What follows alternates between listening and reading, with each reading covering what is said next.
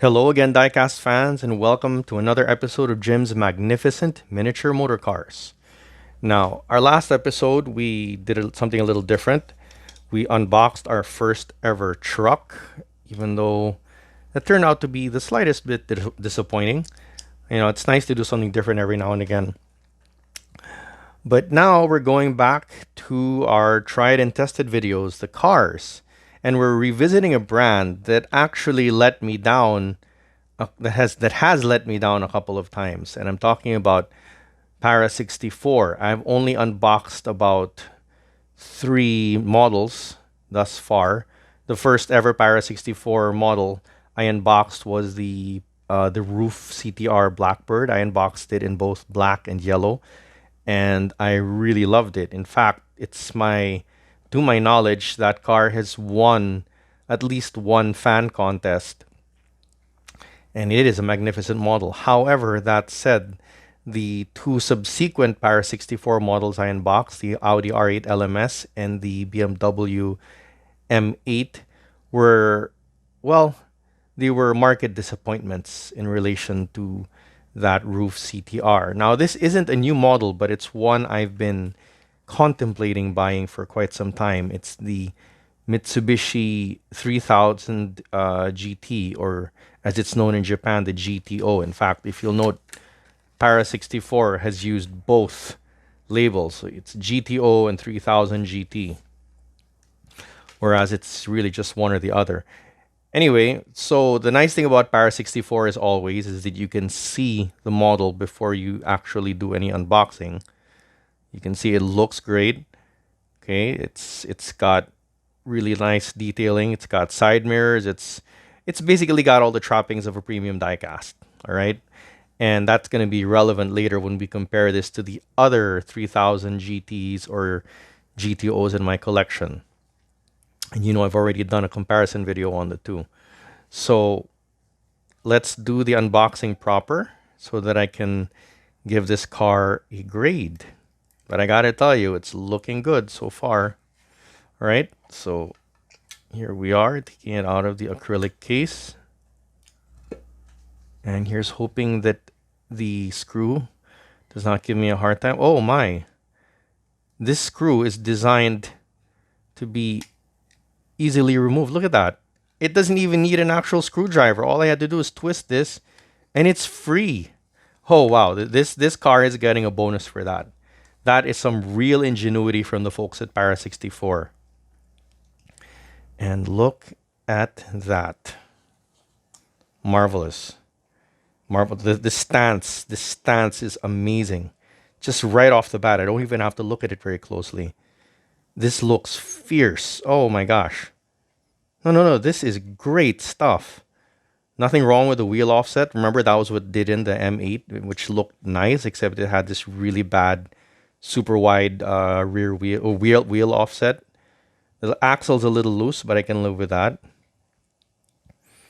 These wheels, they are really, really nice. Oh my gosh. So how do I rate this? I gotta tell you guys, I'm really happy with this model right now. I mean, I was happy enough looking at it through the acrylic, but now that I've unleashed it and seen this fantastic, ingenious little device here, I'm even happier. Much as I'd like to give it a perfect 10, and you know I'm not shy about doing that, this little offset here in the back prevents that. See, there's no offset issue in the front. The axle fits perfectly. So there's a tiny little issue here in the back. And that means this gets a 9.5. That's not a bad score by any stretch. I mean, that's what I gave the Ruf CTR because I wasn't entirely happy with the wheels also. But this is a fantastic score. And let's just see how this measures up.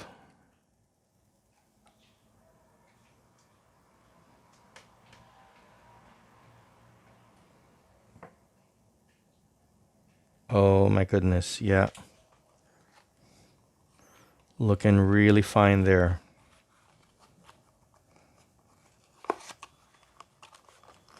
That's looking really good. You know what, folks? I reckon I'm gonna do my first ever in video rethink of my score, because I just gave this a 9.5, but I'm measuring it now against a car that I gave a 10. Okay, I gave a 10 to this Mitsubishi here by Hot Wheels Car Culture, despite the fact that I didn't think it compared well next to this Tomica, and despite the fact that it costs only about $2 less than this thing. Actually, only $1 when you factor in the fact that I got this at a discount. You know what? The heck with it. I'm amending my 9.5. This baby gets a 10. This deserves a 10. It deserves to be at least as high as this thing, because I was in a big freaking hurry to give this a 10.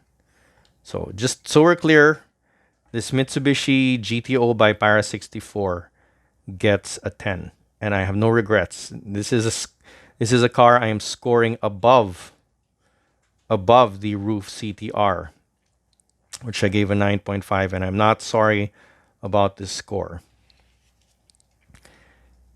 And just so we're clear, of this 3-car shootout, even though it's not quite apples to apples, because this is a newer version of the 3000 GTO versus these two older versions, this one wins out. Yeah, because they're all similarly priced. Okay, they are all similarly priced, but the detail on this one is just simply the best. It's got the side mirrors, it's got the interiors, it's got the stance, it's got the wheels. So Para64 not only scores its first 10 with me, but it also wins this 3-way shootout between 3 different versions of the Mitsubishi 3000 GT. All right, and that's it for this unboxing slash shootout. I hope you guys liked it. And for the new viewers, I invite you to give me a like, a subscribe, and check out that and hit that notification bell and stick around. You know, we got plenty more good content coming.